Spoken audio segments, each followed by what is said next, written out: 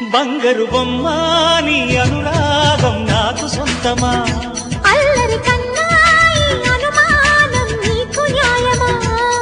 ఇది కరగని కల అనుకోనా కల కాదని ఎదురుగా ఉన్నా ఒళ్ళో ఇలా వాలిన పెన్నిది వద్దనగలనా వెయ్యేళ్ళిలా నీ పద సన్నిధి స్వర్గమిలననా బంగారు బొమ్మ నీ అనురాగం నాకు సొంతమా